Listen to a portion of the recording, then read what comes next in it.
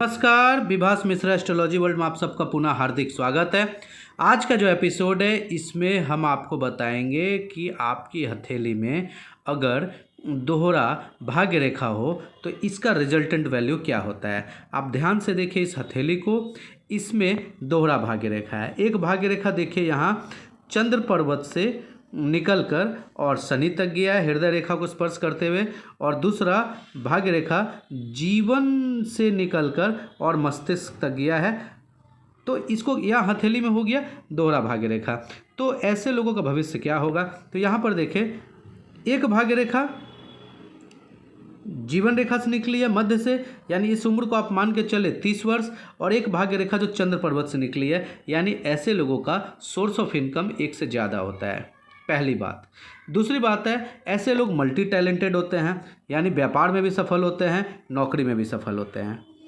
ऐसे लोग को आमतौर पे जीवन का शुरुआती जो वर्ष होता है, आमतौर पे जिसको कहते हैं हम 16 वर्ष से 25 वर्ष तक संघर्ष कराता है। 30 वर्ष के बाद जीवन में रॉकेट की गति पकड़ लेती है, और ये रॉकेट की गति इतनी ज़बरदस्त होती है कि वो वहाँ से लगभग 10 साल के अंदर में भूमि, भवन, मकान सबके स्वामी हो जाते हैं। हथेली में दो भाग्य रेखा यानी दोहरा सोर्स ऑफ इनकम, यानी एक इनका या तो व्यापार चल रहा है साइमल्टेनियसली, कहीं और व्यापार चल रहा है, या फिर इनका एक नौकरी चल रहा है, नौकरी के साथ साथ कहीं और व्यापार चल रहा है। ये होगा ही दो सोर्स ऑफ इनकम।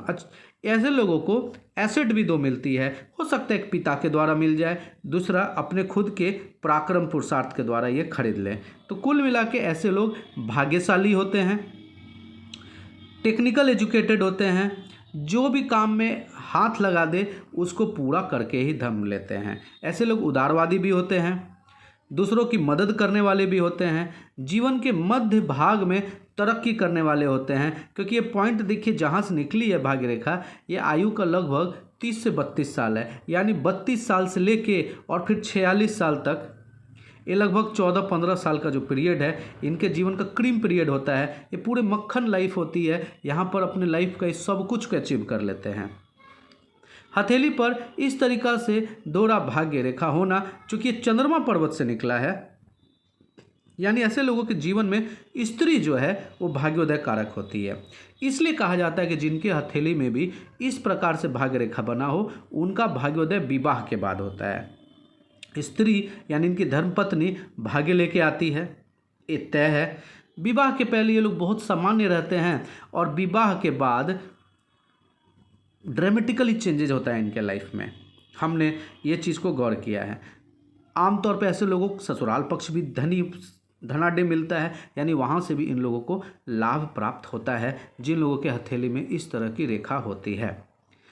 व्यापार के क्षेत्र में अच्छा नाम कमाते हैं, और भी यह रेखा बेहतर परिणाम देने लग जाती है जब इन हथेली में धन त्रिभुज का निर्माण हो जाए।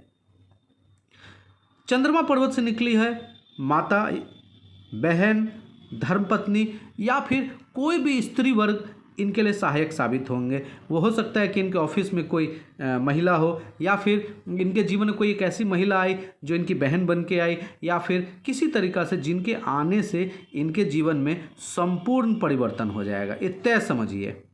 चूँकि चंद्रमा पर्वत से निकली भाग्य रेखा चंद्रमा कारक है स्त्री का, यानी इनको स्त्री पक्ष से ही भाग्योदय होगा, ये समझ ले। और फिर वहाँ से इनकी जीवन की रफ्तार चलती है, और जीवन में बहुत ज़्यादा ये धन, मान, पद, प्रतिष्ठा को हासिल कर लेते हैं। अपना वाहन का सुख, अपना मकान का सुख ऐसे लोगों को अवश्य प्राप्त होता है। Even at the age of 45 साल की उम्र तक तो इनको ये सारा चीज़ प्राप्त हो जाता है।